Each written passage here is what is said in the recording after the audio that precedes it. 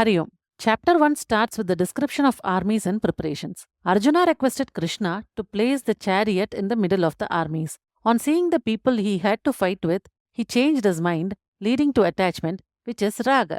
Raga leads to shoka, that is grief. Hence, he is hesitant to do what he came to do. Because of raga and shoka, he got moha, that is confusion, on what dharma and adharma is. Hence, he sit back on chariot sorrowfully. Chapter 2. Lord Krishna asked Arjuna for the reason behind his sudden shying away and indifference to war. Arjuna replied that he did not want to fight with Bhishma and Drona, who were worthy of his worship. By getting a full grasp of his own situation, Arjuna saluted Lord Krishna and surrendered to him. He asked the Lord to teach him what the ultimate goal of life is. Lord Krishna told Arjuna that his grief had no reason. Thereafter, Krishna gives different reasons to establish that Arjuna has to fight this war. From the standpoint of Adhyatmika Drishti, he says Atma is aprameyaha, nityaha, nirvikaraha, sarvagataha, akarta and abhokta. He also explains in Dharmika Drishti as it is a Kshatriya dharma to fight the war, and in Laukika Drishti as everyone would call him a coward. Thereafter, Bhagavan enters into Karma Yoga. He explains Karma Yoga as Samatvam. Then Arjuna's question was on Sthita Prajna Lakshanam. Bhagavan says that it is Poornatvam and Samatvam. And the above qualities of a Jnani will be a sadhanam for an Ajnani. Bhagavan also gave the Jnanapalan as a Jnani lives his life as Jivan Mukta and after his death he become Videha Mukta. Chapter 3. Arjuna's heart was not set on doing his karma. He was interested in taking sannyasa. So, he asked Lord Krishna why he was being pushed to perform karma when gaining knowledge was praised as the only thing that was capable of giving moksha. Bhagavan answers that there are two lifestyles, Nishtadvayam, where one can choose either sannyasa ashrama or grihastha ashrama. He also explains that sadhanadvayam, where there is no choice in choosing karma yoga or jnana yoga. That is, one has to do karma yoga, get qualified, and attain jnana yoga by proper study of shastram under a sampradaya guru and be free. He also explains about the proper action and proper attitude. Proper action is one has to increase sattvika karma, give secondary importance to rajasa karma, and avoid doing tamasa karma. Proper attitude is one has to do panchamaha yajnam, consume less and contribute more, live a harmonious life, worship the work we do, and accept the result as prasada. Here, Arjuna asks the obstacle for karma yoga, and Bhagavan says that it is kama and krodha. And he also gives a solution as shama and dhamma as a relative measure, and discovering Atma as an absolute measure. Chapter 4. Bhagavan starts this chapter with his Avadara Rahasyam, and he says, Jnanena karma sannyasa as renunciation of all activities through the knowledge of actionless I amidst all activities of the body, and gave a sample of 12 yajnas as a preparation required for knowledge. He says that all other 11 yajnas should culminate in jnana yajna. To acquire this knowledge, one should approach a sampradaya guru, that is tadviddi pranipatena pariprashnena seveya upateshyanti te jnanam jnanina tattvadarshinaha. Bhagavan has taken this from Mundakopanishad, and he also gives the benefits of knowledge as mohanasha, papanasha, and sarvakarmanasha. Dhanyavadaha. Shri Gurubhyo Namaha. Summary of Bhagavad Gita chapters 5, 6 and 7. Chapter 5. Karma Sannyasa Yoga. Here Arjuna asks Krishna, please tell me which is the best ashrama to me among Grihastha ashrama and Sannyasa ashramas. So Krishna says to take up Grihastha ashrama, and also Krishna says who a sannyasi is, and he highlights about internal sannyasa, that is internal renunciation. Detachment from the bondage, both sukham and dukham. It is said clearly in third shloka. It defines what sannyasa is, and if one has internal sannyasa, it doesn't matter in which ashrama one is into, and that is the teaching here. He says about two lifestyles, Nishtadvayam, sannyasa ashrama and grihastha ashrama, withdrawn life and active life. If one has the mental stability in grihastha ashrama, one can enjoy the benefits of sannyasa ashrama. None of these is superior or inferior, both are equal to attain moksha. He says about sadhanadvayam, karma yogam and jnana yogam. For doing karma yogam, one has to have a goal fixed, proper attitude, bhavana, proper action, and dedicating every action towards God. And once he gets qualified, he can take up Jnana Yoga sadhana. This means if a person achieves the qualification of internal renunciation, he becomes an adhikari for Jnana Yoga. So by doing Karma Yoga, he gets qualified to do Jnana Yoga, which gives way to Vedanta studies under a guru, through which he gets moksha and he will be free, freedom from psychological dependencies. Therefore, Karma Yoga is incomplete without Jnana Yoga, and Jnana Yoga is impossible without Karma Yoga. Hari Om. Chapter 6. Dhyana Yogam or Atma Sayyama Yogam. Here the subject matter is Nididhyasanam, that is Vedantic meditation, Irguna Ishvara Dhyanam.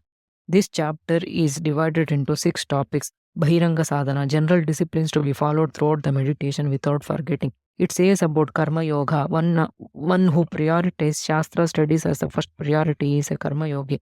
One should have balanced mind, self-confidence and self-effort. Bahiranga Sadhana, for doing this, one has to follow 8 steps before doing meditation.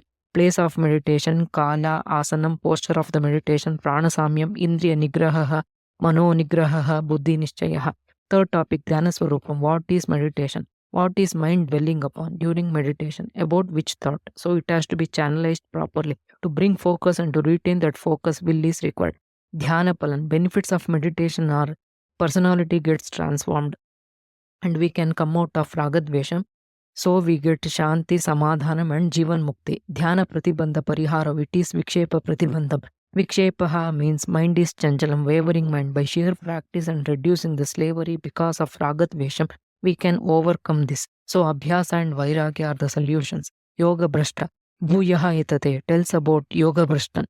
Suppose a person while studying Shastra dies in the middle without gaining Jnanam properly, but he would have acquired Punyam. Because of this Punyam, again in Brahmaloka, he gets Guru to learn Shastra. He takes birth again and without reason he gets spiritual inclination and learns Shastra, and the Palan is Moksham. Lastly, Bhagavan Krishna says, one who does Dhyanam about me, that is Atma Dhyanam with full faith, he is Yuktatamaha, the greatest yogi. Hari Om. Chapter 7. Jnana Vijnana Yoga. This chapter says about Ishvara Swarupam, who is God, to know the nature of God. Ishvara Anugraham, without the blessing of God, our effort will not solve all the problems. Upasana Yoga, object of meditation. He gives introduction to Tatpata Vicharam. Krishna says to Arjuna, I will give you Jnanam of Ishvara Swarupam, Saguna Ishvara Jnanam, Nirguna Ishvara Jnanam. Knowledge of formed God, knowledge of formless God. This knowledge is glorified and very important. It will make you detached from the bonding. Take it very seriously and sincerely because it gives you Purnatvam and gives you Moksham. Ishvara Swarupam is the main topic of this chapter. It is like both Upadana Karanam and Nimitta Karanam. Material cause as well as intelligent cause. That is Abhinna Nimitta Upadana Karanam. Example, spider and its web. Para-prakriti and apara-prakriti both are Ishvara. Common feature between the two is both are never created and can never be destroyed also. Difference between para-prakriti and apara-prakriti. Chaitana Tattvam, Achetana Tattvam. Nirguna Swarupam, Saguna Swarupam. Nirvikara Tattvam, Savikara Tattvam.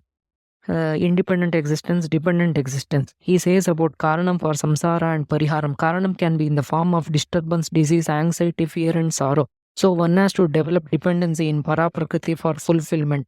He says about 4 types of bhakti, Artha, Artharthi, Jignasu and Jnani Bhakti. Among the 4 bhaktis, Jnani Bhakti is the greatest. So one cannot attain moksha without getting into Jnani Bhakti. Remedies for samsara bhavaroga is prapatti or sharanagati. He says about motive of bhakti or purpose. That is Sakama Bhakti and Nishkama Bhakti. One has to graduate from Sakama Bhakti to Nishkama Bhakti because Sakama Bhakti is not permanent. That is only through Nishkama Bhakti one will understand Atma Chaitanya or Paraprakriti. Therefore, Nishkama Bhakti is highlighted here. Hari Om. Thank you. Chapter 8 Summary. Akshara Brahma Yoga Kramamu. In the beginning of this chapter, Bhagavan answers the technical aspects he introduced. Brahman and Adhyatmam, consciousness. Brahman is at a macro level and Adhyatmam is at micro level. Adi Bhutam, universe made of Panchbhutams. Ati Devam, Hiranyagarbha. Adi Yajna, Karma Paladatan. Karma, the reason for our existence. Bhagavan talks about Prayana Kala Ishvara Jnana.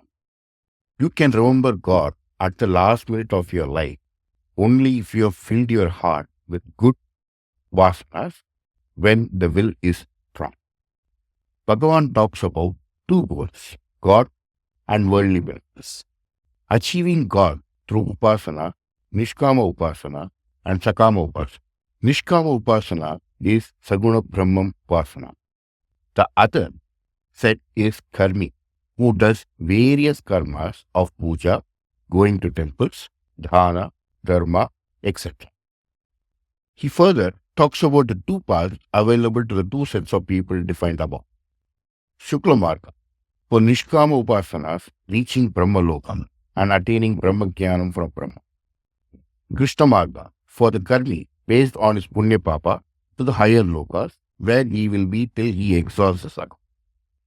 Krishna prefers a Nishkama Upasana. Chapter 9, Rajavidya Rajaguhya Summary. Introduction. Krishna talks about Nirguna Brahma Swarupa. It is the greatest of Vidyas, so it is Rajavidya, and it is the greatest secret, so Rajaguhya, till you understand.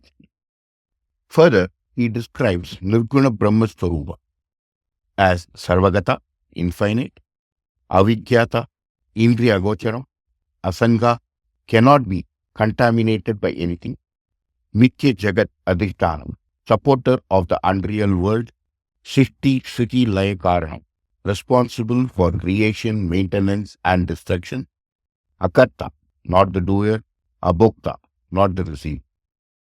Further, he talks about why samsara. It is basically due to ajnanam, and he prefers bhakti as a solution for the same. Bhagavan presents bhakti as a series or in various stages. Karma Rupa Bhakti, the converting karma as yoga. Upasana Rupa Bhakti, internalize senses and concentrate. Vedanta Vichara Rupa Bhakti, learning or reading Vedanta. Then Bhagavan presents bhakti based on intention. Sakama Bhakti for finite goals and Nishkama Bhakti for attaining the infinite. He completes this chapter by expounding the glory of Bhakti. Chapter 10, Vibhuti Yoga Summary. In this chapter, Bhagavan expands and explains about his Vibhuti to Arjuna. In brief, he tells Arjuna about Vibhuti Darshan. He gives small samples to indicate his Vibhuti. He gives this in two forms. Anantara Pravancha, where inner self like Buddhi, Manas, etc. and Bakhya Prapancha, outside like the Rishis, Devas, etc. He tells Arjuna he is everything, Anantara or Bakhya. Arjuna praises Krishna as Ajap, one who gives life to everything, but is Anadi, without beginning or end. Bhagavan also explains he is not only the Nimitta Karanam, but Upatana Karanam also for creation. Further, he says that if a person becomes a Virat Bhakta, he is responsible for taking him to Arupa Ishvara Bhakta stage. Bhagavan begins chapter 10 as Aham Atma or Chaitanya Brahma and ends it as he is the existence itself. So Bhagavan changes the perception of everything is Ishvara to everything is in Ishvara. Hari Om.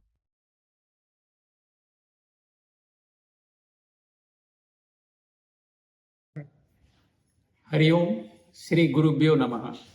Summary of Sadhana Panchakam, the way and vision of human life. Sadhana means spiritual practice. Panchakam means set of 5 verses. Adi Shankara in 5 verses lists the ways and means which can be readily followed by all students of Vedanta, which when followed will not make them wander into negative arguments and false conclusions. Shloka number 1.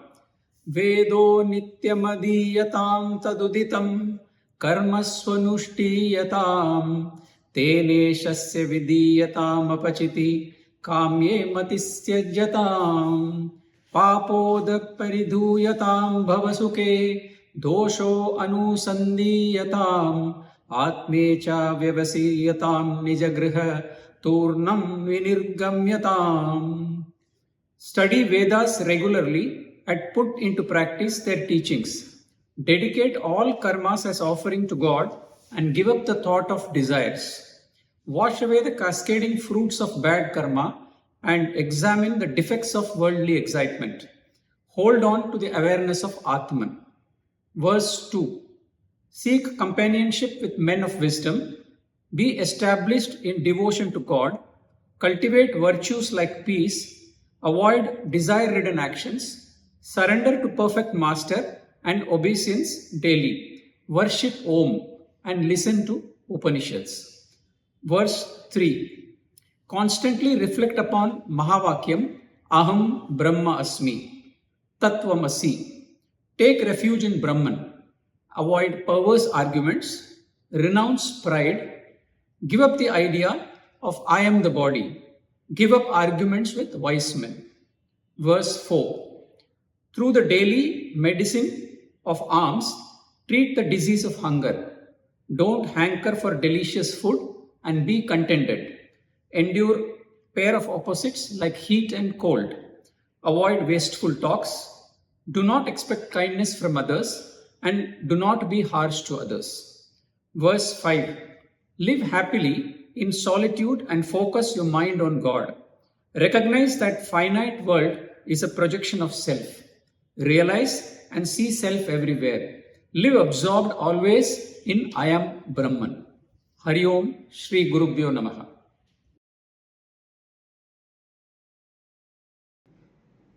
Hari Om. Central theme of Mundaka Upanishad is Jivatma Paramatma Aikyam. Shaunaka asked his teacher Angirasa, knowledge of which one is equal to knowing everything? Angirasa's answer is the content of the Upanishad.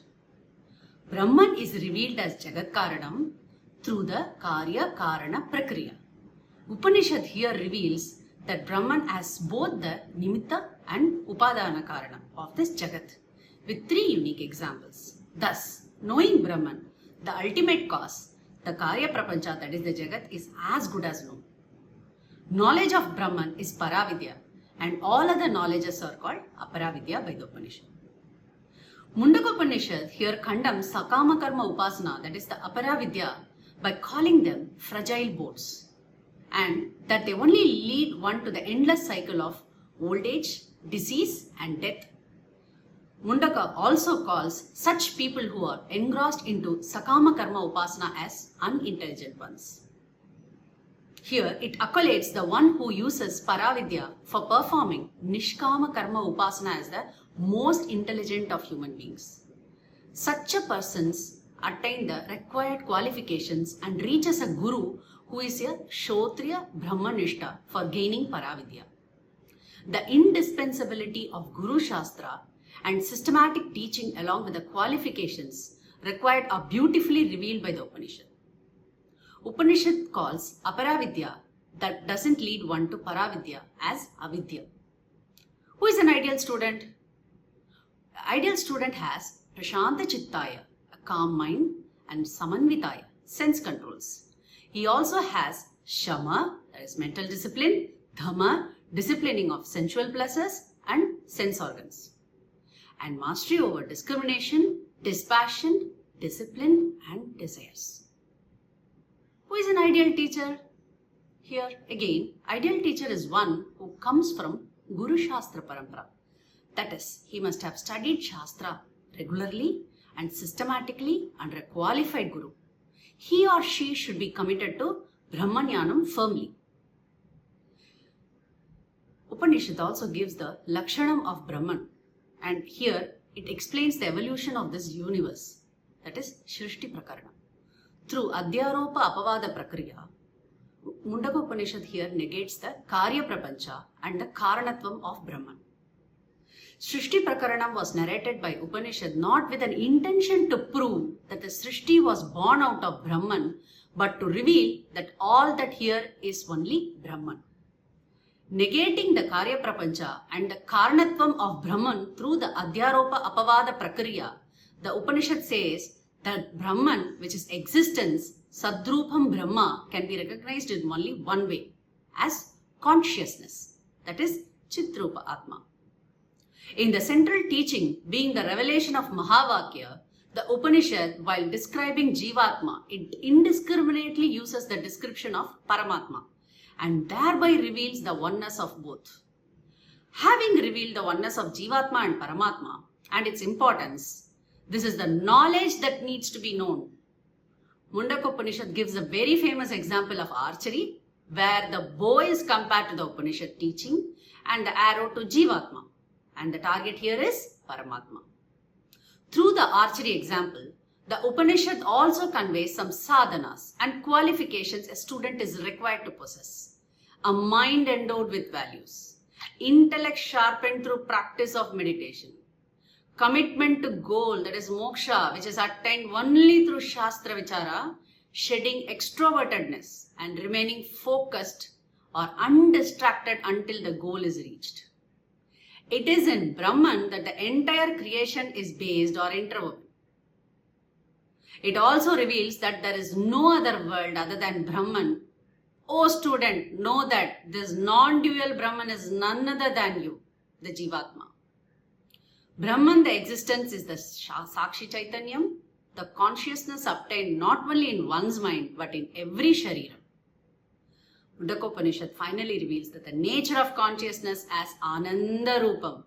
The Upanishad explains beautifully 8 stages in the process of attaining this knowledge by a student. Hari Om, Shri Gurubhyo Namaha. Jnana Palam. 1. Destruction of ignorance which led to the wrong identity of the self. 2. Destruction of all doubts and conviction of one's identity with Brahman. And 3. Destruction of karma, or the benefits that one enjoys on attaining this knowledge. The knowledge being the knowledge of Brahman, which appears as both the Karana and the Karya. The mind that is illuminated by Chaitanyam, the consciousness, can never objectify it. No teaching can reveal consciousness because the very teaching is revealed by consciousness. Own up to your nature, which is consciousness, and see that this world is not separate from you. In the last portion, Upanishad summarizes Brahma Vidya with the example of the 2 birds. Duality is only because of ignorance. Upanishad then highlights moral values including Satyam.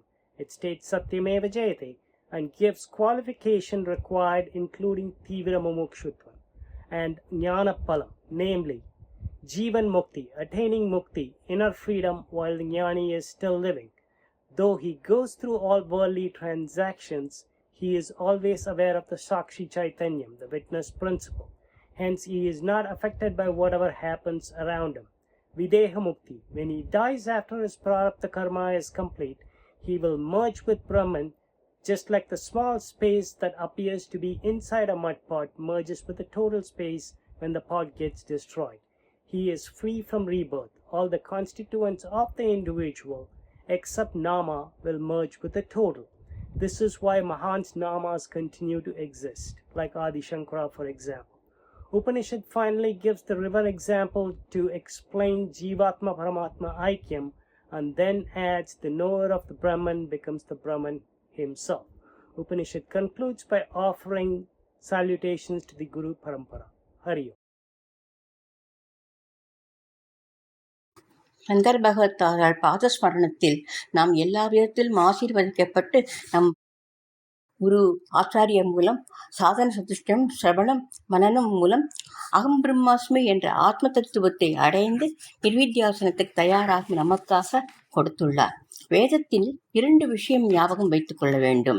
அனுபவிக்கும் பொருளிலிருந்து அனுபவிப்பானுக்கு நான் வேறாக இருக்கிறேன். அனுபவிக்கும் பொருளின் குணங்கள் அனைத்தும் அந்த பொருளையே சார்ந்தது, என்னை சார்ந்ததல்ல. பௌதீக பிரபஞ்சத்தில் பஞ்சபூதங்களால் ஆகிய பொருட்கள் உடம்பு மனசு உட்பட எல்லாவற்றையும் எக்ஸ்பீரியன்ஸ் பண்ணும் சைதன்யமாக நான் கான்ஸ்டண்டாக விட்னஸ் பிரின்சிபிளாக 3 அவஸ்தாவிலும் சொப்ன சுஷுப்தி ஜாகிரத் சொப்ன சுஷுப்தி அவஸ்தாவிலும் சாட்சி சைதன்யமாகவும் டைம் அண்ட் ஸ்பேஸுக்கு உட்படாத கால அதீத சத்ரூபமாகவும் அகமஸ்மி என்பதால் ஆனந்தம் தச்சுத் ஆனந்தம் அகமஸ்மி என்று புரிய வேண்டும். தேசகால அதீதமான இன்ஃபினிட் பிரம்மன் பிளவுபட்டது போல் காணப்படும் பிரம்மன் டிவிஷன்லெஸ் ஏக சைதன்யமாகவும் ஆகாசத்தை போலவும் பறந்து விரிந்து நிஷ்கலமாகவும் அதோடு மனதின் விருத்தியையும் விட்னஸ் பண்ணும் சம்ஸ்புரத்தாகவும் செல்ஃப் எவிடென்டாகவும் பகுத்த பிராந்தியத்தை நீங்கி ஏக சைதன்யமாக அவஸ்தாத்திரைய சாட்சியாக துரிதமாக இருக்கிறது.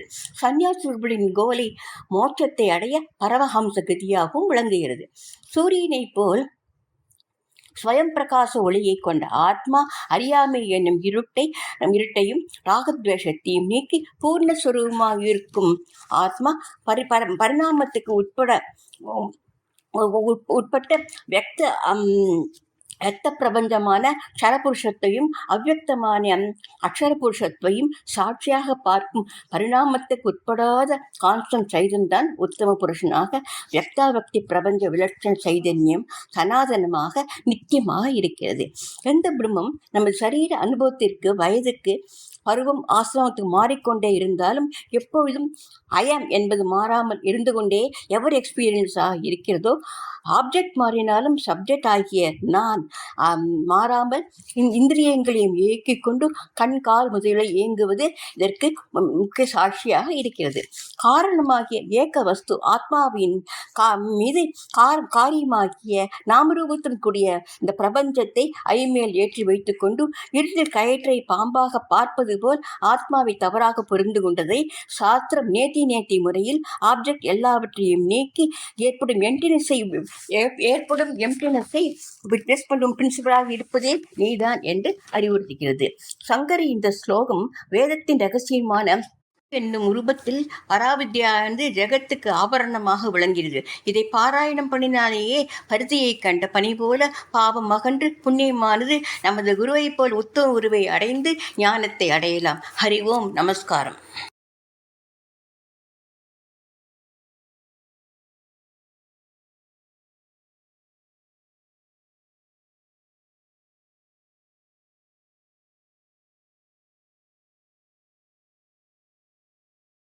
ஓம் ஸ்ரீ குருபியோ நமக. தத்துவபோதம்னா analysis of my own self. இதுக்கான அதிகாரி யாருன்னா, யாருக்கு 4D குவாலிஃபிகேஷன் இருக்கோ அவள் தான் இதுக்கான அதிகாரி. Discrimination, dispassion, discipline and desire. டிஸ்கிரிமினேஷன்னா எது பெர்மனன்ட் எது இம்பெர்மனன்ட்டுங்கிற டிஸ்கிரிமினேஷன். டிஸ்பேஷன்னா எது மேலேயும் ஒரு அட்டாச்மெண்ட்டோ அடிக்ஷனோ எமோஷனல் லீனிங்கோ இல்லாமல் இருக்கிறது, வைராக்கியம். டிசிப்ளின்னா ஷம தம உபரம திதிக்ஷா ஸ்ரத்தா சமாதானம். ஷமனா டிசிப்ளினிங் த மைண்ட், தமனா சென்சரி டிசிப்ளின், உபரமனா ஸ்வதர்ம அனுஷ்டானத்தை ஃபாலோ பண்ணுறது, திதிக்ஷானா டாலரன்ஸ், ஸ்ரத்தானா ஃபெய்த் இன் குரு அண்ட் சாஸ்திரம், சமாதானம்னா 1 பாயிண்ட் ஃபோக்கஸ். டிசைர் யாருக்கு இன்டென்ட் டிசைர் ஃபார் மோக்ஷா இருக்கோ அது டிசைர் முமுக்ஷுத்துவம். இந்த குவாலிஃபிகேஷன் எப்படி வரும்னா, கர்மயோகம் பண்ணி குவாலிஃபை ஆகி சித்த சுத்தி ஆனதுக்கப்புறம் ப்ராப்பராக ஒரு குரு கிட்ட போய் சிஸ்டமேட்டிக்காக கன்சிஸ்டண்ட்டாக லாங் பீரியட் ஆஃப் டைம் படித்து இந்த நாலேஜ் மூலியமாக மோக்ஷம். இதுதான் ரூட். நெக்ஸ்ட் ஸ்டூடெண்ட் கேட்குறான், தத்துவ விவேக அப்படின்னு கேட்கறதுக்கு ஆச்சாரியா என்ன சொல்றாருன்னா, ஆத்மா சத்தியம் தது அந்நியத் சர்வம் மித்தியதி அப்படின்னு சொல்றாரு. ஆத்மானா நம்மளுக்கு அந்த 5 பாயிண்ட்ஸ் ஞாபகம் வந்துடும். சத்தியம்னா எதுக்கு இண்டிபெண்டன்ட் எக்ஸிஸ்டன்ஸ் இருக்கோ அது சத்தியம். மித்யானா டிபெண்டன்ட் எக்ஸிஸ்டன்ஸ். களிமண் சத்தியம், பானை மித்யா. தங்கம் சத்தியம், ஜுவல்லரி மித்யா. ஸோ எதுக்கு சப்ஸ்டன்ஸ் இருக்கோ அது சத்தியம், எது நேம் அண்ட் ஃபார்மும் அது மித்யா. அதுக்கப்புறம் அனாத்மா என்னென்னு எக்ஸ்பிளைன் பண்றாரு.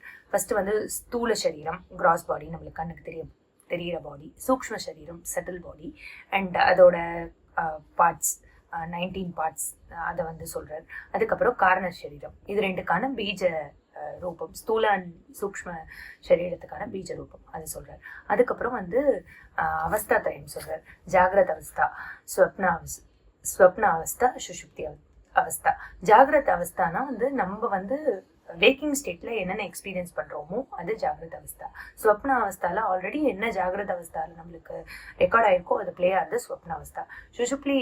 சுஷுப்தி அவஸ்தால எனக்கு எதுவுமே தெரியாது, ஒரு டீப் ஸ்லீப் ஸ்டேட் சுஷுப்தி அவஸ்தா. பஞ்சகோஷா, அன்னமய கோஷா, பிராணமய கோஷா, விஜயானமய கோஷா, மனோமய கோஷா அண்ட் ஆனந்தமய கோஷா. அன்னமய கோஷனா லேயர் மேடப் ஆஃப் ஃபுட். பிராணமயம்னா 5 பிராணாஸ் பிளஸ் 5 கர்மேந்திரியம். மனோமயம்னா 5 ஞானேந்திரியம் பிளஸ் மனசு. விஜயானமயம்னா 5 ஞானேந்திரியம் பிளஸ் புத்தி. ஆனந்தமயம்னா காரண சரீரம், அதோட நேச்சர்ல இருக்கிறது ஆனந்தமய கோஷம். இதுக்கப்புறம் இதெல்லாம் நான் இல்லைன்னு சொல்லிட்டு நான் யாருங்கிற போது என்ன சொல்றாருன்னா,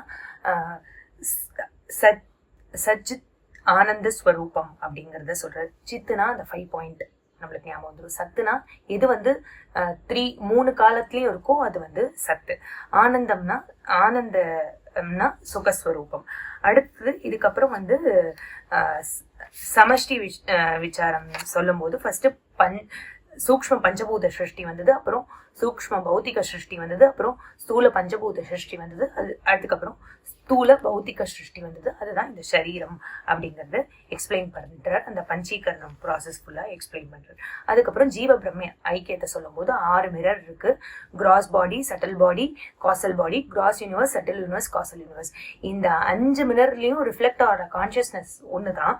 இதுல வந்து வாச்சியார்த்தமா தான் டிஃபரன்ஸ் இருக்கு, லட்சியார்த்தமா எந்த டிஃபரன்ஸும் இல்லைங்கிறத வந்து இந்த இடத்துல சொல்லி நெக்ஸ்ட் லா ஆஃப் கர்மா சொல்லும் போது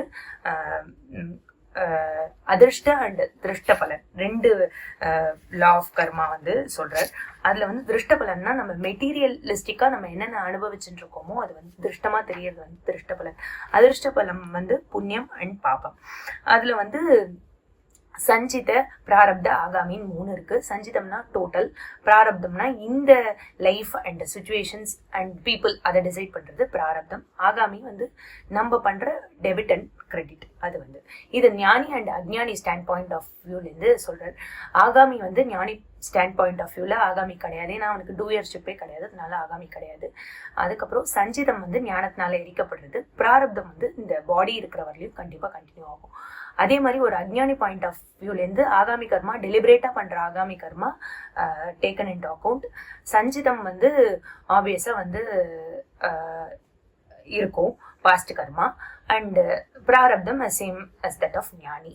ஸோ ஒருத்தவன் வந்து இந்த பிசிக்கல் பாடி விட்டதுக்கு அப்புறம் விதேக முக்தியும் இங்கேயே இப்பவே ஞானத்தினால ஜீவன் முக்தியும் அடையிறான்னு சொல்லி ஃபைனலா என்ன சொல்றாருன்னா, தரதி சோகம் ஆத்மவித்து, எவன் ஒருவன் இந்த ஆத்ம ஞானத்தை அடைகிறானோ அவன் சோகத்தை கடக்கிறான் அப்படின்னு சொல்லி முடிக்கிறார். ஹரி ஓம் ஸ்ரீ குருபியோ நமஹ.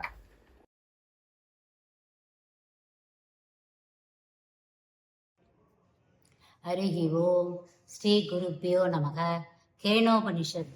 இந்த கேனோபனிஷத் சாமவேதத்தில் பிராமண பாகத்தில் தலவகாரா சாக்காவில் வருகிறது. இதற்கு சங்கரர் பாஷ்யம் எழுதியிருக்கிறார். குரு சிஷ்ய உரையாடலாக இது அமைந்துள்ளது. கேன என்று ஆரம்பிப்பதால் இது கேனோபனிஷத் என பெயர் பெற்றது. முதலில் விக்னங்களை தீர்க்கவும் நம்முடைய உத்தேசம் கைகூடுவதற்காகவும் சாந்தி பாடம் படிக்கப்படுகிறது. ஆரம்பத்திலேயே சிஷ்யனின் கேள்வி மிகவும் ஆழமாக உள்ளது. இந்த சிஷ்யனுக்கு இந்த சரீரம் பஞ்சபூத சேர்க்கையால் ஆனது என தெரிந்திருக்கிறது. இந்த ஸ்தூல சூக்ஷ்ம சரீரம் அச்சேதனம் எனவும் தெரிந்திருக்கிறது. அவன் குருவிடம் இந்த மனதானது இந்திரியங்கள் மூலமாக எல்லாவற்றையும் கிரகிக்கிறது, ஆனால் தானே செயல்படுவது போல் செயல்படுகிறது. அது ஏன்? எதனது சேர்க்கையினால் இந்த பிராணன், அதாவது இந்த மூச்சு காற்று போய் வருகிறது? கண் எப்படி பார்க்கிறது? செவி எப்படி கேட்கிறது? எதனுடைய அனுகிரகத்தால் அச்சேதனமான இந்த உடம்பு செயல்படுகிறது? எது ஒளிவிக்கிறது? எதிலிருந்து கடன் வாங்கி இருக்கிறது என்று சிஷ்யன் கேட்கிறான். எது இருந்தால் எது இருக்குமோ, எது இல்லாவிட்டால் எது இருக்காதோ அதுவே காரணம். இது அன்பய வதிரேக நியாயம் எனப்படும். இங்கு பாலுடன் சர்க்கரையை உதாரணமாக ஆச்சாரியஜி சொன்னார். கண்ணுக்கு தெரியாத சர்க்கரையே இனிப்புக்கு காரணம். அதாவது கண்ணுக்கு தெரியாத அந்த வஸ்து எது என்பதுதான் இங்கு சிஷ்யனின் கேள்வியாக இருக்கிறது. சைத்தன்ய சொரூபம்தான் அதற்கு பதில் என்று குரு சொல்கிறார். இந்த சைத்தன்யம்தான் இந்த சரீரத்தையும் மனதையும் ஆசீர்வதித்து ஒளிர்விக்கின்றது. எது காதுக்கு காதாக, எது கண்ணுக்கு கண்ணாக, எது மனதின் மனதாக, எது வாக்கின் வாக்காக, எது பிராணனின் பிராணனாக இருக்கின்றதோ அது ஒவ்வொரு இந்திரியத்திலும் வியாபித்துள்ளது. அவை சைத்தன்யத்தினால் ஆசீர்வதிக்கப்பட்டு ஒவ்வொரு அங்கமும் அந்தந்த அங்கமாக செயல்படுகிறது. பிளவுபடுத்த முடியாத இந்த சைத்தன்யம் பிளவுபட்டது போல், ஒரு உபாதிக்கு உட்பட்டது போல் தோன்றுகிறது. இந்த ஆத்ம தத்துவத்தை அறிந்தவர்கள் சரீர அபிமானத்தை விட்டு, இந்த சரீரத்தை விட்டு நீங்கிய பின் மரணமற்ற நிலையை அடைகிறார்கள். ஆத்மாவை பற்றி சொல்வது சிஷ்யனுக்கு குழப்பமாக இருக்கும். அது உருவமற்றது, அதை தொட முடியாது, அது வாசனையற்றது. இவ்வாறு சொன்னால் சிஷ்யனுக்கு அதை புரிந்து கொள்வது கஷ்டமாக இருக்கும். அதனால் உபனிஷத்தானது ஆத்மா இது இல்லை, ஆத்மா இது இல்லை என்று ஒவ்வொன்றாக சொல்கிறது. இதை யாராலும் சொல்லிக் கொடுக்க முடியாது. சம்பிரதாயமாக வந்து கொண்டிருக்கும் இந்த கற்பிக்கும் முறையை நான் என் குருவிடம் கற்றுக்கொண்டதை உனக்கு விளக்குகிறேன் என்று சொல்கிறார். அறிந்ததும் கிடையாது, அறியப்படுவதும் கிடையாது, அறிபவனாகிய நீதான் அது என்று இன்டைரக்டாக சொல்லுகிறார். எது கண், காது, மூக்கு இவற்றுக்கு பொருளாக இல்லையோ, எதனால் இவை மூன்றும் செயல்படுகிறதோ அந்த பிரம்மன் நீ என்று அறிவாயாக என்று சொல்கிறார். சிஷ்யன் ஆத்மா என்றால் என்ன என்று கேட்டதற்கு அது அறிந்ததற்கும் அறியாததற்கும் வேறானது. ஆத்மா அறியப்படும் பொருள் அல்ல என்று விவரிக்கிறார். பிரமாதா, பிரமாணம், பிரமேயம் மூன்றில் பிரமாதாவாகத்தான் இருக்க வேண்டும் என்று சொல்கிறார். திவிதீய கண்டத்தில் குரு சிஷ்யனை பார்த்து உனக்கு பிரம்மனை தெரியுமா என்று கேட்கிறார். உடனே சிஷ்யன் நான் பிரம்மத்தை அறிந்ததாக கருதுகிறேன் என்று சிம்மம் போல கர்ஜித்தான். ஐ நோ ஆத்மா என்றால் அது ஆப்ஜெக்ட் ஆகிவிடும். நான் பிரம்மத்தை அறிந்ததாக கருதவில்லை, நான் பிரம்மத்தை அறியாதவனாகவும் கருதவில்லை. அறிவதற்கும் அறியாததற்கும் வேறானது என்று புரிந்து கொண்டேன் என்று சொல்கிறான். பிரம்மனை அறிந்து கொள்ள முடியாது. எவனுக்கு பிரம்மன் அறியும் பொருளாக இல்லையோ அவன் அறிந்தவனாகிறான். எவன் பிரம்மத்தை அறிந்தேன் என்று சொல்கிறானோ அவன் பிரம்மத்தை அறியவில்லை என்று அர்த்தமாகிறது. எப்போதும் விளங்கிக் கொண்டிருக்கும் அந்த ஆத்ம சைத்தன்யம்தான் பிரம்மன், அதுதான் நீ, எப்பொழுதுமே கூடவே இருப்பது என்று சொல்கிறார். எல்லா பொருளிலும் இருக்கும் வெளிச்சத்தை போல இந்த ஸ்வயம் பிரகாசமான சைத்தன்யம் ஒவ்வொரு அனுபவத்திலும் இருந்து கொண்டே இருக்கும் என்று விவரிக்கிறார். முதல் 2 கண்டங்களில் பிரம்மத்தை பற்றி விளக்கப்பட்டு அதன் பலனும் கூறப்பட்டது. 3-4 கண்டங்களில் கதை ஒன்று கூறப்பட்டு அதில் பிரம்ம வித்யாவின் மகிமையை கூறி சில பண்புகள் உபதேசிக்கப்படுகிறது. முதல் பண்பாக பிரம்ம அஸ்தி, இரண்டாவதாக அபிமான மித்யாத்வம், அதாவது மித்யாத்வம், இந்திரியங்களாலும் மனதாலும் பிரம்மனை தெரிந்து கொள்ள முடியாது. பக்தி வினய லட்சணங்கள் இருந்தால் குரு தானாக வருவார் என்ற பண்புகள் கூறப்பட்டது. எது பிரம்மத்தை விளக்கியதோ அந்த உபனிஷத்தை சொல்லிவிட்டேன் என்று சொல்லி குரு இந்த உபனிஷத்தை முடிக்கிறார். ஓம் ஸ்ரீ குருபியோ நமக. ஹரிஹி ஓம். நாம் இப்பொழுது பார்க்க போவது சங்கரரால் இயற்றப்பட்ட தசஸ்லோகி என்கின்ற நிர்வாண தசகம். இது ஒரு மனன கிரந்தமாகும். காலடியில், கேரளாவில் உள்ள காலடியில் இருக்கிற சங்கரர் தனது குருவான கோவிந்தபாதரை தேடிச் செல்கிறார். அப்போது கோவிந்தபாதர் நீ யார் என்று கேட்கிறார். அதற்கு இன்ட்ரோடக்ஷனாக சங்கரர் தன்னை இன்ட்ரடியூஸ் பண்ணும் விதமாக இந்த 10 ஸ்லோகங்களும் அமைந்துள்ளன. இந்த 10 ஸ்லோகங்களும் நெகேஷனாக அமைந்துள்ளது. அதாவது எதெல்லாம் இல்லை என்பதனை லிஸ்ட் போட்டு கொடுத்துட்டே வராரு. ஸோ இந்த ஸ்லோகத்தை, இந்த 10 ஸ்லோகத்தை பார்த்தீங்கன்னா முதல் 3 ஸ்லோகம் தொம்பத விசாரமாகவும், அடுத்த 3 ஸ்லோகம் தத்பத விசாரமாகவும், அடுத்த 3 ஸ்லோகம் அசீபத விசாரமாகவும், கடைசி ஸ்லோகம் அதனுடைய முடிவுரையாகவும் அதை அமைத்துள்ளார். வாருங்கள் நாம் இப்போ ஸ்லோகத்தினுடைய சம்மரியை பார்க்கலாம். அதாவது நான் பஞ்சபூதங்களும் இல்லை, பஞ்சபூதங்களின் சேர்க்கையினால் செய்யப்பட்டதும் நான் அல்ல. சுஷுப்தி நிலையில் எது சாட்சியாக இருக்கின்றதோ அதுவே நான். இந்த முதல் 9 ஸ்லோகத்திலையும் கடைசி வரி தத் ஏகோ வசிஷ்ட சிவக்கேவலோகம் அப்படின்னு முடியும். அதுக்கு என்ன அர்த்தம் அப்படின்னா, எல்லாவற்றையும் நீக்கிவிட்டு எது எஞ்சி இருக்கின்றதோ அந்த எஞ்சி இருக்கின்ற மங்களகரமான வஸ்துவே பிரம்மமாகிய நான் அப்படிங்கிறது தான் அர்த்தம். ஸோ அதுல எனக்கென்று எந்த வர்ணமும் வர்ணாசிரம தர்மமும் இல்லை, ஆச்சார தர்மமும் இல்லை, தாரணம் தியானம் யோகம் என்று எதுவும் எனக்கு இல்லை. சுயரூபமே தெரியாமல் சம்சாரத்தில் மூழ்கி கிடக்கின்ற விழுபவனும் நான் இல்லை. சுஷுப்தி நிலையில் மாதா பிதா தேவர்கள் லோகங்கள் வேதங்கள் புண்ணிய கஷேத்திரமும் இல்லை. அனுபவிக்க எதுவுமே இல்லாத ஒடுங்கிய நிலையில் இருக்கும் ஒரு வஸ்துதான் பிரம்மமாகிய நான். ஸோ சங்கரர் காலத்துல கிட்டத்தட்ட பார்த்தீங்கன்னா 72 துர்மதங்கள் இருந்திருக்கு. அந்த 72 துர்மதங்களையும் கண்டனம் பண்ணி ஷண்மதமான 6 மதங்களை ஸ்தாபனம் பண்ணியிருக்காரு. இதுல 2 இருக்கு, ஒன்று ஜீவன், ஒன்று ஈஸ்வரன். இந்த ஜீவ ஈஸ்வர தத்துவத்தை விளக்குவதில் இந்த 72 மதங்களும் கிட்டத்தட்ட மாறாக சொல்கின்றன என்பது சங்கரரின் கருத்து. அதிலேயும் மெயினாக சைவம், பாஞ்சராத்திரம், ஜெயினம், பூர்வ மீமாம்சம் போன்ற மதங்களை இவர் கண்டனம் செய்கிறார். அப்ப பிரம்மம் எப்படி இருக்கு அப்படின்னா, பிரம்மம் என்பது என்றுமே பிளவுபடாத ஒரு இன்ஃபைனைட்டாக, கிறிஸ்டல் கிளியர் பியூராக, ஏகஸ்வரூபமாக, ஈஸ்வர ஸ்வரூபமாக இருப்பதே அந்த பிரம்மன். அந்த பிரம்மமே நாம். அந்த பிரம்மன் எங்க இருக்குன்னா, மேலே இல்லை, கீழே இல்லை, தெற்கே இல்லை, வடக்கே இல்லை, குறுக்கே இல்லை, நடுவே இல்லை, எந்த திசைகளும் இல்லை, ஆகாயத்தை விடவும் அதிகமாக வியாபித்திருக்கின்றது அந்த பிரம்மம். அப்புறம் அந்த பிரம்மத்துக்கு எந்த குணமும் இல்லை, அது எந்த மாறுதலுக்கும் உட்படாதது. ஸோ அது நிர்விகார அரூப ஜோதி ரூபத்தில் இருப்பதே பிரம்மன். குருவும் இல்லை, சீடனும் இல்லை, உபதேசமும் இல்லை, தீட்சையும் இல்லை, நீயும் இல்லை, நானும் இல்லை, நீ நான் என்கிற 2 விஷயங்களும் இல்லை என்பதனை தன்னை அறிவதால் உணரப்படும் அந்த சிவமே நான். பிரம்மம் என்பது அவஸ்தாத்திரயம் இல்லை. அந்த 3 அவஸ்தாத்திரயத்தையும் பார்க்கின்ற, சாட்சி நிலையில் இருக்கின்ற, துரியமாக இருக்கின்ற அந்த பிரம்மமே நான். ஆத்மா என்பது சுயம் பிரகாசமாக விளங்குகின்றது. அது மற்ற எதையும் சார்ந்து இராமல் இண்டிபெண்டாக இருப்பது, வித்யாவிற்கு வேறாக இருப்பது. அந்த ஆத்மா என்பது ஒன்றல்ல, வேறானதும் அல்ல, சூன்யமும் அல்ல, சூன்யம் இல்லாததும் அல்ல. எந்த வேதங்களும் உபனிஷதங்களும் ஆத்மாவை விவரிக்கவே முடியாது என்று சொல்கிறார்களோ அதை நான் எப்படி விவரிப்பேன் என்று அவர் இந்த கிரந்தத்தை முடித்துள்ளார். அதாவது எதெல்லாம் இல்லை, ஆத்மா இல்லை என்பதனை லிஸ்ட் போட்டு கொடுத்துவிட்டு, ஆத்மா என்பது என்ன என்பதனை சுய விசாரம் பண்ணி நாமளே தெரிந்து கொள்ள வேண்டும், அதற்கு நாம் முயல வேண்டும் என்று கேட்டுக்கொண்டு நான் முடித்துக் கொள்கிறேன். நன்றி, வணக்கம்.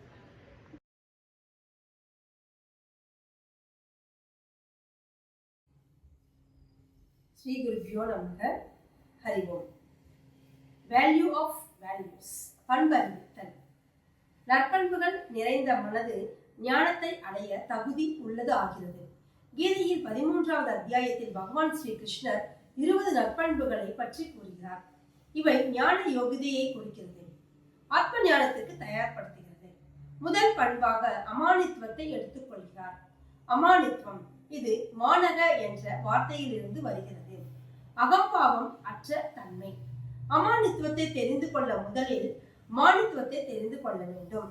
ஆணவம், அகம்பாவம், ஈகோ இருப்பது மானித்துவம். மானித்துவம் சாஸ்திர படிப்பிற்கு உதவாது. உள்ளுக்குள் இருக்கும் வெறுமை, என்னிடம் இருக்கும் நல்ல விஷயங்கள் மீது ஒரு டவுட், என்னுடைய குறைபாடுகளை மீது ஒரு பயம், கவலை, மற்றவர்கள் என்னை ஏற்றுக்கொள்ள வேண்டும் என நினைப்பது, என்னுடைய நல்ல விஷயங்களை மட்டும் உயர்த்தி பேச வேண்டும் என்று நினைப்பது, என்னுடைய குறைபாடுகளை பற்றி பிறர் பேசக்கூடாது என்று நினைப்பது, இத்தகைய எதிர்மறையான எண்ணங்களில் தோன்றுவது மானித்துவம். இப்படியான மானித்துவம் இல்லாத வாழ்வில் நடந்து கொள்வதே அமானித்துவம் எனப்படும். இந்த பண்பு சாஸ்திர படிப்பிற்கு உகந்ததாகும். இரண்டாவது பண்பு அதம்பித்துவம். Simple life. டாம்பீகம் இல்லாமை. தற்பெருமை பேசிக்கொள்வது, தன்னை பற்றி தானே தம்பட்டம் அடிப்பது, அதில் ஒரு டிராமா இருக்கும். இது தம்பித்துவம் எனப்படும். சிம்பிள் அண்ட் ஸ்ட்ரெயிட் ஃபார்வர்டாக இருக்கும் அந்த மனதால் தான் எல்லாவற்றையும் ஹேண்டில் செய்ய முடியும்.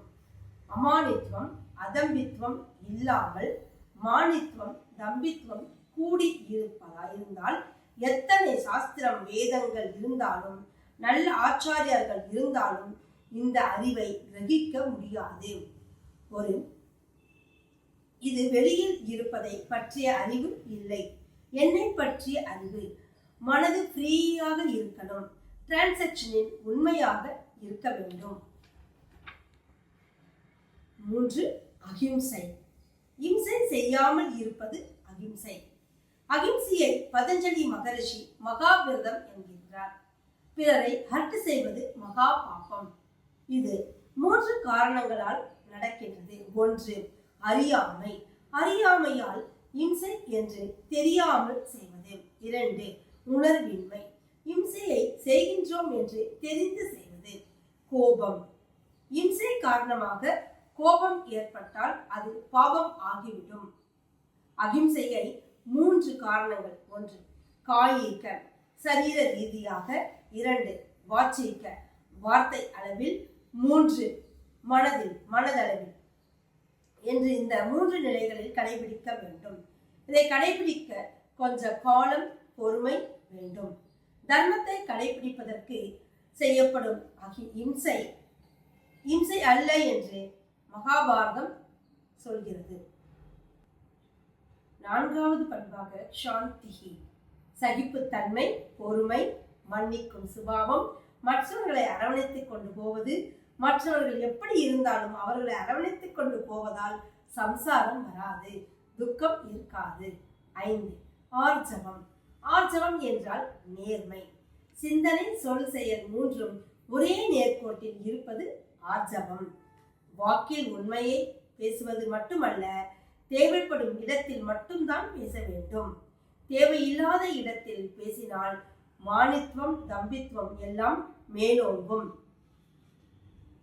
ஒரு விஷயத்தை காலம் தாழ்த்தாமல் செய்யும் போது அது சரியான நேரத்தில் நடப்பதோடு மட்டுமல்லாமல் மனதில் நினைத்தபடி செய்யலாம். சங்கல்ப சக்தி கூடும். வெற்றி நிச்சயம். உள்ளத்தில் இருப்பது உண்மை, வாக்கில் இருப்பது வாய்மை, செயலில் இருப்பது மெய்மை, 3ம் சேர்ந்தது நேர்மை. Hariom. Hariom. Our humble pranams to Acharya Ji. Summary of value of values 6 to 10. Value number 6. Acharya Upasanam.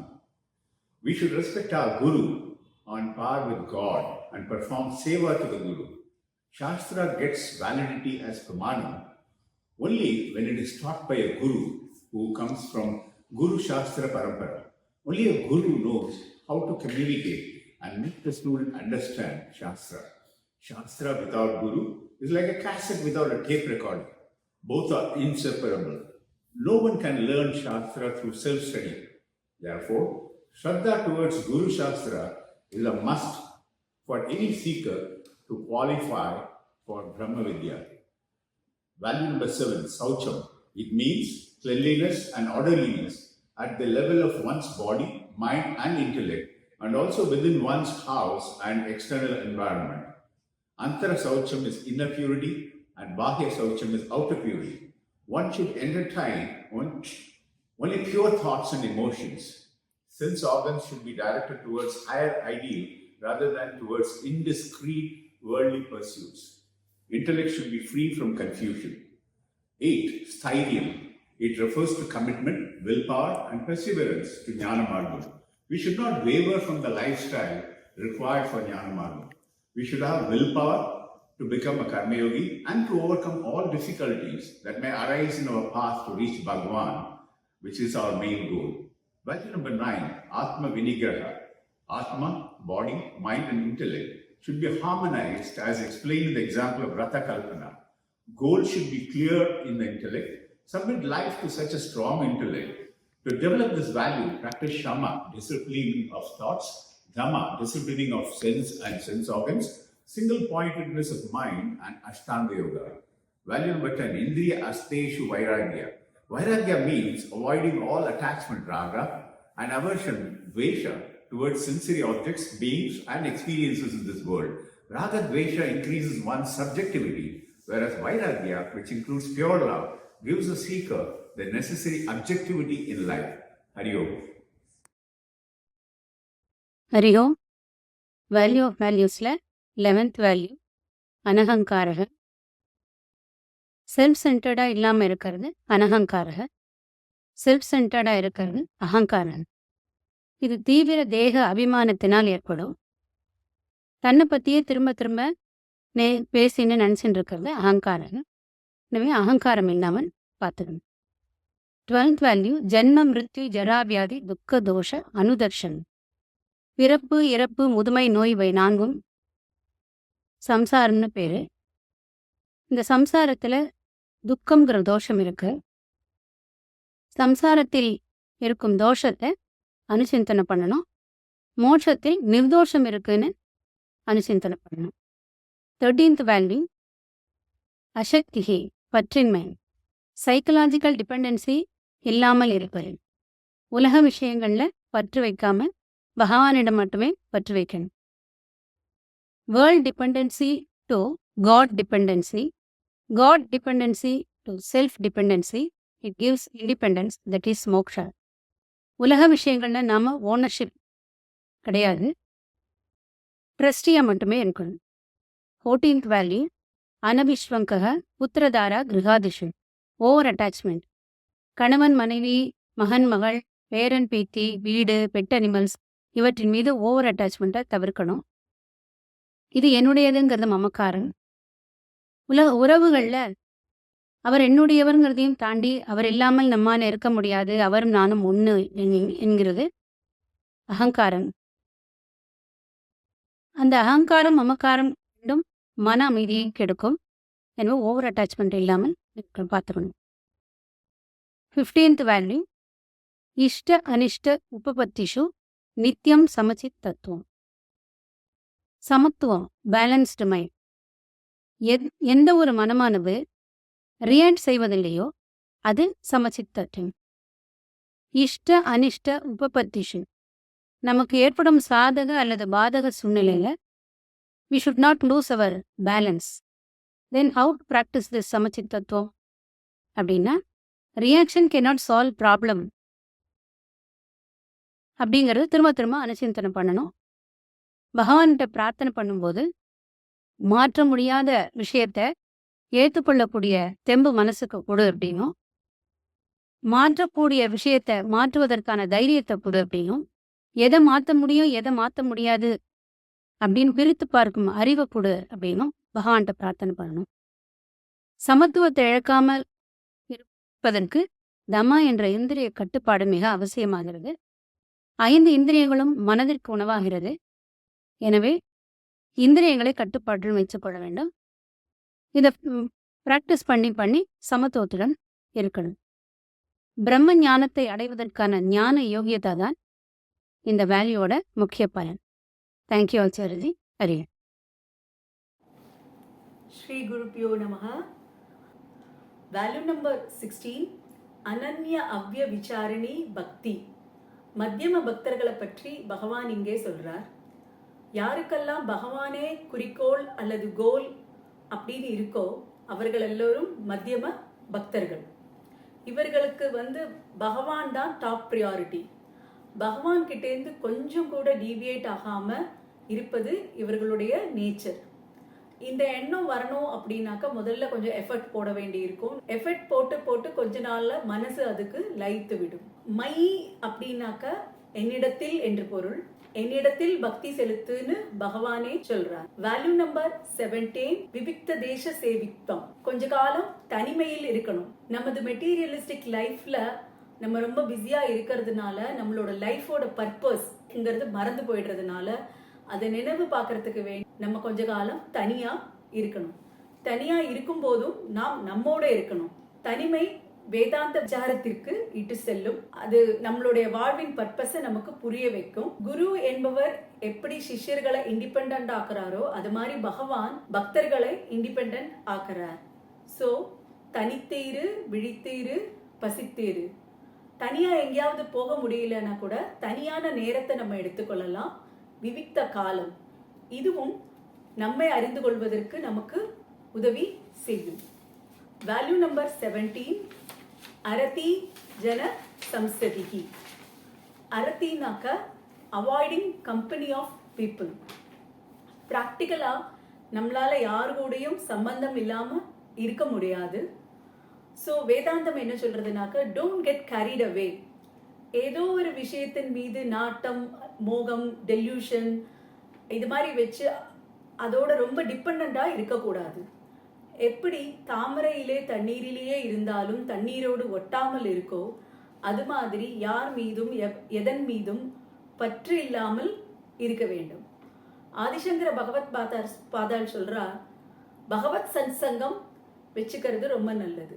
ஒரே மைண்ட் செட்டா இருக்கப்பட்ட மனிதர்களோட நம்ம சம்பந்தம் வச்சுக்க போது நம்ம ஸ்பிரிச்சுவல் ஜேர்னியில நம்மை முன்னோக்கி செல்வதற்கு அது வழிவகுக்கும். அரத்தி இல்லாமல் விவிக்த தேசம் ஏற்பட முடியாது. இது ரெண்டுமே ரிலேட்டட் வேல்யூஸ். வேல்யூ நம்பர் 19, தத்துவ ஞானார்த்த தர்சனம். தத்துவ என்ன ரியாலிட்டி, ரியல் நாலேஜோட பிரயோஜனம் என்ன என்பது நமக்கு நல்ல ஒரு அண்டர்ஸ்டாண்டிங் இருக்கணும். இதற்கு பெயர் தத்துவ ஞானார்த்த தர்சனம். ஆத்ம ஞானத்தின் பலன் மோக்ஷம் என்ற தெளிந்த அறிவு நமக்கு வேண்டும். இந்த அறிவு நமக்கு வாழ்க்கையை சீரமைத்து சாஸ்திர படிப்பின் மீது நாட்டம் ஏற்பட செய்யும். நல்ல அறிவு நல்ல பெர்ஸ்பெக்டிவை கொடுக்கும். நல்ல பெர்ஸ்பெக்டிவ் நல்ல எமோஷன்ஸை கொடுக்கும். நாம் இந்த உலகத்தை பார்க்கும் கண்ணோட்டம் மாறுபடும். நமது இமோஷன்ஸ் எப்போதும் பேலன்ஸ்டா இருக்கும். வேல்யூ நம்பர் 20, அத்தியாத்ம ஞான நித்தியத்துவம். ஞான யோகியதா பெற்ற ஒருவன் ஞானத்தை அடைய வேண்டி ஒரு குருவிடம் செல்ல வேண்டும். குருவிடம் சென்று ஸ்ரவண மனன நிதித்தியாசனம் செய்வதே ஒரே வழி. ஸ்ரவணம் என்றால் ஒரு டீச்சர் கிட்ட இடைவிடாது கன்சிஸ்டண்டா நீண்ட காலம் படிக்க வேண்டும். மனனம், படிச்சதுல ஏதாவது சந்தேகம் இருந்தாலும் அதை தெளிவு பெற நிவர்த்தி செய்து கொள்ளணும்.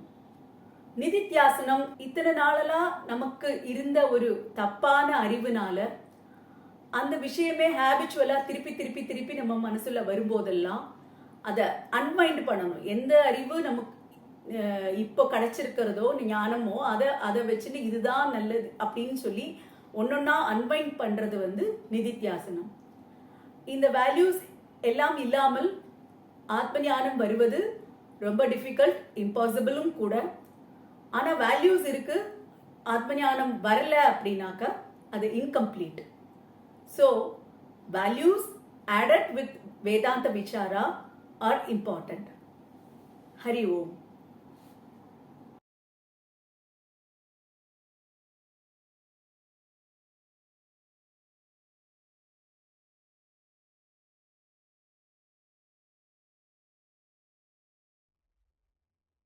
Shri Gurubhyo Namaha. Namaskaram Acharya Ji. Hari Om friends. Kaivalya Upanishad summary. Word meaning of Kaivalya. Kevalaha. Non-dual. Infinite. No boundaries with respect to place, time, object. No limitations in and through all objects at all times. Atharva Vedathla irukka Shanti Padam Badram Karnebi. Prayer is seeking for fitness of mind, body, spirit. Edukka? To complete the spiritual pursuit. Yogyata Praktihi. Second removal of obstacles, impediments. எந்த தடையும் இருக்கக்கூடாது. விக்ன நிவர்த்திஹி. குரு பிரம்மாஜி. சிஷ்யா ரிஷி ஆஷ்வலாயனா. அவர் ஒரு பூர்ண அதிகாரி. அவர் பிரம்மாஜி கிட்ட போயிட்டு அதிஹி பகவோ பிரம்ம வித்யான் பரிஷ்டான், ப்ளீஸ் டீச் மீ பிரம்ம வித்யான்னு சம்பிரதாய கர்த்தா டீச்சர் கிட்ட சரண்டர் ஆகிட்டார். உடனே Brahmaji mantras 2 to 4 he is presenting ஞான Sadhana which is the means, and ஞான பலம் benefits. So 2 means are there: direct knowledge, sakshat sadhanam; supplementary knowledge, sahakari sadhanam. So sakshat sadhanathla 3 sadhanas are given by Brahmaji: Shraddha yoga, Vedanta shravanam; Bhakti yoga, mananam; Dhyana yoga, nididhyasanam. So shravanamna another, study consistently under one teacher. Mananamla, mind should get convinced. Obstacles in the form of doubts should be removed. So samshaya nivirtihi. Nididhyasanamna anadana, removal of earlier conditioning. Mind should transform from insecurity to security. Should always dwell on the correct knowledge. Sahakari sadhane. Secondary means edukana, to qualify for shravanam. So value of values la nama padichadala nyabagapaduthikanum. One value mentioned by Brahmaji here is tyaga, vairagya, emotional cleaning, conditioning at the mental, psychological level to be reduced. Manadalavila, no dukha, no samsara, ready to lose anything, anytime. Jnana palam samsarathilirundu vidumurai. So living ku jeevan mukti, dead ku videham. 5 to 10 mantras la dhyana is discussed. அதுல தியான சாதனை, சகுண சாதனை, நிர்குண சாதனை சொல்றார். தியான சாதனை வந்து ப்ரிப்பேர்ட்னஸ் ஃபார் தியானா. ஸோ தேஷானா பிளேஸ், காலா டைம், ஆசனம்னா சீட் ஆஃப் மெடிடேஷன், சரீர ஸ்திதி condition of the mind, body, senses, intellect. So when we meditate, we should do like a sannyasi, delinking from worldly ties. Swagurum pranamya, namaskaram to guru சொல்லிட்டு ஆரம்பிக்கணும். சகுண தியானம்னா meditation to ishta devada. Nirguna Dhyanam is done after Shravanam and Mananam. And it will all give Jnana Drishta, a spontaneous knowledge which is already there. I am Kevala Chaitanyam. It will be like Hasta Amalakam. Ullangai Nellikkani போல நம்மளுக்கு கிளியரா தெரியும். சர்வ ஆத்ம பாவம் happens. எல்லாம் ஆத்மா என்ற நிஷ்டை உண்டாகும். Here, after explaining Nidityasanam, Brahmaji is talking about Shravanam and Mananam using Aranimattanam example. Through the churning process, the Shishya who is ready to be kindled by the teacher, the Guru who knows the Shastra, the Shishya will get the knowledge in his mind. Knowledge வந்து அப்படியே spark மாதிரி குறிக்கிறது. 12 to 14 மந்த்ராஸ்ல வேதாந்த விசாரம், ஜீவாத்மா பரமாத்மா analysis.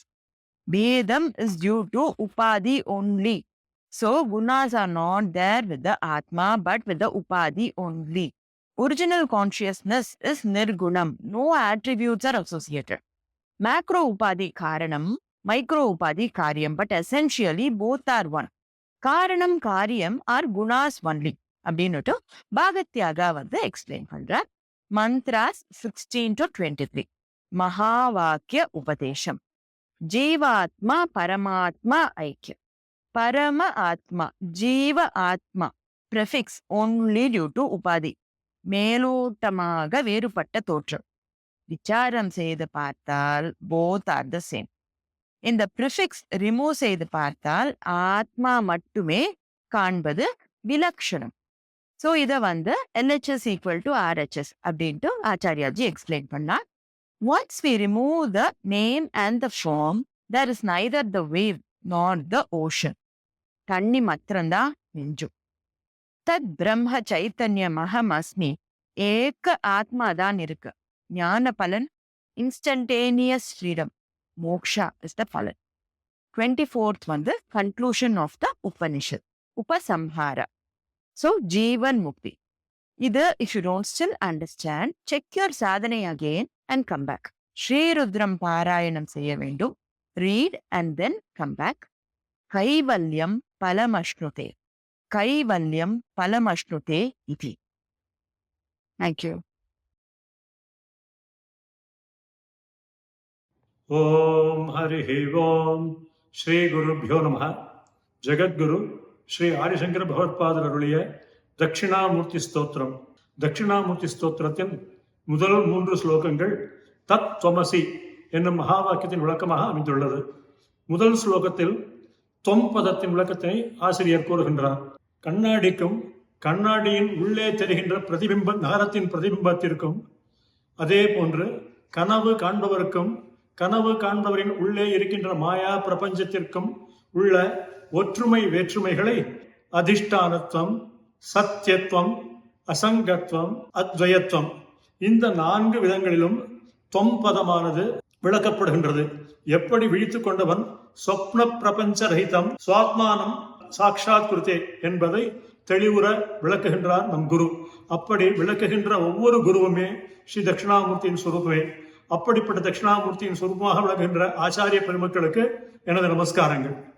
2வது ஸ்லோகம். தத்பதத்தின் லட்சியார்த்தம் இந்த ஸ்லோகத்தில் பேசப்படுகின்றது. பரபிரமமானவர் இந்த ஜகத்தை அவ்யக்த நிலையிலிருந்து வியக்த நிலைக்கு தன் இச்சையினால் தானே உபாதான காரணமாகவும் நிமித்த காரணமாகவும் இருந்து கொண்டு சிருஷ்டிக்கின்றார். இந்த சிருஷ்டியானது சிருஷ்டி ஸ்திதி லயம் சுழற்சியில் இருந்து நாம் விடுபட வேண்டும் என்றால் நமக்கு சாஸ்திர பயிற்சி தேவை. அந்த சாஸ்திர பயிற்சியின் மூலமாகவே நாம் இந்த சுழற்சியிலிருந்து விடுபட முடியும். இதனை புனக என்னும் வார்த்தையில் விளக்குகின்றார். 3வது ஸ்லோகத்தில் அசி என்னும் பதத்தின் மூலம் தத் துவம் இந்த இரண்டிற்கும் உள்ள ஒற்றுமையை விளக்கி, இவை இரண்டு பொருட்கள், இவை இரண்டும் ஒன்றே என்று சொல்லாமல் இதுவே அது, அதுவே இது, துவம் ஆகிய நீயே தத்தாக பிரம்மமாகவும் இருக்கின்றாய், தத்தாகிய பிரம்மமே தொம்மாகிய நீயாகவும் இருக்கின்றாய் என்று தெள்ள தெளிவாக விளக்குகின்றார். அப்படிப்பட்ட ஞானத்தை அடைந்தவர்களுக்கு ந புனக ஆவர்த்திகி, பிறப்பு என்பது மீண்டும் கிடையாது என்று தெள்ள தெளிவாக விளக்குகின்றார். 4வது ஸ்லோகத்தின் மூலம் நாம் நமது வாழ்க்கையில் அனுபவிக்கின்ற பலவித அனுபவங்கள் அனுபானங்கள் என்றும், அந்த அனுபானங்களை உணர்கின்ற அனுபவிக்கின்ற ஸ்வயம் ஜோதிஷானது பானம் என்றும் கூறப்படுகின்றது. அனுபானம் பானம் இந்த இரண்டையுமே ஸ்வயம் பிரகாச விசாரம் என்பதன் மூலம் மிக தெளிவாக விளக்கின்றார். இதற்கு ஒரு அழகிய உதாரணத்தையும் சங்கர பகவத்பாதர் கூறுகின்றார். குடத்தினுள் ஏற்றி வைக்கப்பட்ட விளக்கானது அந்த குடத்தில் உள்ள பல ஓட்டைகளின் வழியே எப்படி தனது கிரணங்களை பிரகாசப்படுத்திக் கொண்டு இந்த ஜகத்தில் உள்ள பொருட்களை நமக்கு தெரியப்படுத்துகின்றதோ, அதே போன்று நமது ஹிருதயாகாசத்தில் வீற்றிருக்கும் பிரம்ம ஜோதிஷானது நமது இந்திரியங்களின் வழியாக வெளியில் உள்ள பிரபஞ்சத்தை நமக்கு புலப்படுத்துகின்றது. சங்கரரது காலத்தில் 6 ஆஸ்திக தரிசனங்களும் 6 நாஸ்திக தரிசனங்களும் மிகவும் பிரசித்தமாகின்றன. அந்த நாஸ்திக தரிசனங்களுள் பௌத்தம், ஜைனம், சார்வாக்கம் இந்த 3ம் பலவிதமான வாதங்களை வைத்தார்கள். ஆனால் அவை சாஸ்திரத்துக்கு மிகவும் முரண்பட்டு இருந்தது. அப்படிப்பட்ட வாதங்களை பேசுபவர்களை பிராந்தாக, பிதற்றுபவர்கள், பிரிசம் வாஜினக, விதண்டாவாதிகள் என்று சங்கரர் மிகவும் கடுமையாக சாடுகின்றார். இந்த 4 வகைகள், இந்த விதண்டாவாதிகளை 4 வகைகளாக பிரிக்கின்றார். முதலில் பியூர்லி எமோஷனல், நிர்குணத்தை ஏற்காதவர்கள். இந்த நிர்குணத்தை ஏற்காதவர்கள் போதிய பயிற்சி இல்லாதவர்கள். 2வது under developed and immature intellectuals, முதிர்ச்சியோ பக்குவமோ அடையாதவர்கள். 3வதாக educated but not supported by shastra, சாஸ்திர பிரமாணமற்று ஏட்டுக்கல்வி மற்றும் உடையவர்கள் 3வது வகையாக பேசப்படுகிறார். 4வது அப்ஸ்ட்ரக்டட் இன்டலெக்ட்ஸ், தத்துவ ரீதியாக தடைப்பட்ட புத்தியை உடையவர்கள். மக்களின் மனக்குழப்பத்தினை சம்ஹாரம் செய்கின்ற குருமூர்த்தியாக விளங்குகின்றார். அடுத்து பௌத்தர்களின் சூன்யவாதத்தினை பிரதம மல்ல நியாயம் விளக்கத்தின்படி நிராகரணம் செய்கின்றார். உறக்கத்தின் பொழுது நமது இந்திரியங்கள் டிரான்சாக்சனுக்கு வெளிப்படுவதற்கு மீடியம் இல்லாதனால் நமக்கு சைத்தன்யமே அற்று போய்விட்டது என்று எடுத்துக்கொள்ளக்கூடாது என்பதை மிக அழகாக விளக்கி இந்த பிரதம மல்ல நியாயத்தின் மூலம் பௌத்தர்களின் சூன்யவாதி நிராகரிக்கின்றார். ஸ்லோகம் 7. 4 ஆசிரமங்களில் பால்ய, கௌமார, யௌவன, வார்த்தக்ய தினசரியில் ஜாகிரத், ஸ்வப்ன, சுஷுப்தி ஆகிய 3 நிலைகளிலும் ஆத்மானுபாவம் என்பது தொடர்ந்து கொண்டே இருக்கின்றது. அது அனுவர்த்தமானமாக இருக்கின்றது. இதைத்தான் அந்தஸ்புரந்தம் சதா சுவாத்மானம் பிரகடீகரோதி என்று சங்கரர் விளக்குகின்றார். இதை விளக்குவதற்கு மங்களகரமான சின்முத்ரையை காட்டுகின்றார். பத்ரயா முத்ரையா, பத்ரம் என்றால் மங்களம், முத்ரை என்பது சின்முத்ரை காட்டுகின்றது. 8வது ஸ்லோகத்தில் ஏட்டுக்கல்வி இருந்தாலும் சாதகனானவன் பயிற்சி, சாஸ்திர பயிற்சி என்ற காரணத்தினால் மாயினால் கட்டுண்டு காரிய காரண பிரபஞ்சத்தில் சிக்குண்டு இந்த ஜகத்தில் ஆச்சாரியன், சிஷ்யன், உடைமை, எஜமானன், தகப்பன், மைந்தன் என பல பேதங்களில் கட்டுண்டு குழப்பத்தில் தவிக்கின்றான். கருணை உள்ளத்துடன் பரம கருணாமூர்த்தியான என்னுடைய குருவானவர் எனது புத்தியில் ஏற்படும் சந்தேகங்களை தெளியப்படுத்துகின்றார். அப்படி தெளியப்படுத்துகின்ற குருமூர்த்தியாகி தட்சிணாமூர்த்திக்கு எனது நமஸ்காரங்கள். இதுவரை பார்த்த 8 ஸ்லோகங்களில் நிர்குண ஸ்வரூபியான தட்சிணாமூர்த்தியை விஸ்வரூப தட்சிணாமூர்த்தி நமக்கு காட்சிப்படுத்துகின்றார். அதாவது சகுண உபாசனா சாதகனுக்கு இந்த பிரபஞ்சத்தில் பஞ்சபூதங்கள், சூரியன், சந்திரன், புருஷன் தனது உபாசனாமூர்த்தி ஆகிய இந்த 8ஐ தவிர வேற எதுவும் இருப்பே கிடையாது. அப்படி இந்த சகுண உபாசனையிலே திளைத்திருக்கிறவனுக்கும் அருள் பாலிக்கும் மேலானவற்றுக்கெல்லாம் மேலான தட்சிணாமூர்த்தி சுரூபியானது தட்சிணாமூர்த்தி சுரூபியே எனது ஆச்சாரிய உருவத்தில் சகுணத்துடன் எனக்கு உபதேசம் செய்து கொண்டிருக்கின்றார். அவருக்கு அநேக கோடி வந்தனங்கள். இந்த ஸ்லோகம் நிதித்தியாசன பரமாகவும் விஸ்வரூப உபாசனா பரமாகவும் அமைந்துள்ளது. கடைசி ஸ்லோகத்தில் நாம் இந்த பலஸ்ருதியின் வாயிலாக ஆச்சாரியர் நமக்கு தெளிவுபடுத்துவது என்னவென்றால், மகா வாக்கியங்களின் பிரஸ்தானத்திரயத்தின் சாரமாக விளங்குகின்ற தட்சிணாமூர்த்தி சூத்திரத்தின் மூலம் ஒரு சாதகன் சிரவண மரண நிதித்தியாசனத்தின் மூலமாக இந்த ஸ்லோகத்தினுடைய கருத்துக்களை உள்வாங்கிக் கொள்ள வேண்டும். இதன் மூலம் சாதகன் பகவானின் சர்வ வியாபகத்துவத்தையும் தனது நிஜஸ்வரூபத்தையும் அறிகின்றான். முதல் இதன் பயனாக மகா ஐஸ்வர்யமான கைவல்யம் சித்திக்கின்றது. ஜீவ பிரம்ம ஐக்கியமும் இதன் மூலம் ஏற்படுகின்றது. இந்த தட்சிணாமூர்த்தி ஸ்லோகத்தில் நமக்கு வழங்கிய ஸ்ரீ ஆதிசங்கர பகவத்பாதரின் சரண கமலங்களுக்கு வந்தனங்கள். ஸ்ரீ தட்சிணாமூர்த்தி ஸ்வரூபேபிய சமஸ்த ஆச்சாரிய வர்யேபிய நமோ நமः. ஓம் ஹரி ஓம்.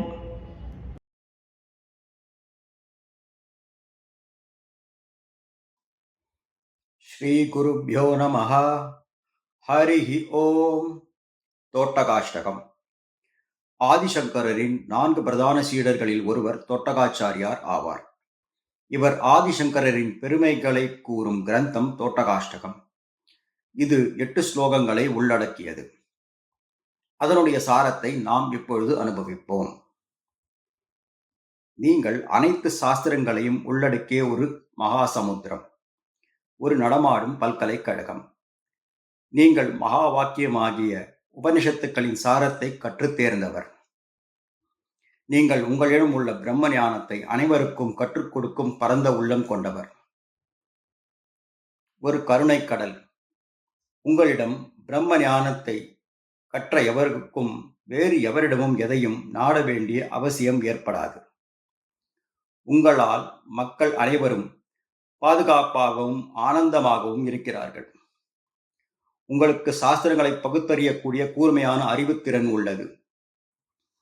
எனக்கு கடவுள் போன்றவராகிய உங்களிடமிருந்து பிரம்ம ஞானத்தை பெற குதூகலமாகவும் ஆர்வமாகவும் இருக்கிறது. எனக்கு பிரம்ம ஞானத்தை அளித்து என்னையும் உங்களைப் போல் ஞானி ஆக்கிவிடுங்கள். நான் உங்களிடத்தில் சரணாகதி அடைகிறேன். நீங்கள் சிவபெருமானின் மறு உருவம். வைதீக தர்மத்தை நிலைநாட்டுவதற்கு அவதாரம் எடுத்துள்ளீர்கள். தாங்கள்தான் உலகத்திலேயே சிறந்த ஆசிரியர். ஞானிகளுக்கும் மேலான மகா ஞானியாக விளங்குகிறீர்கள்.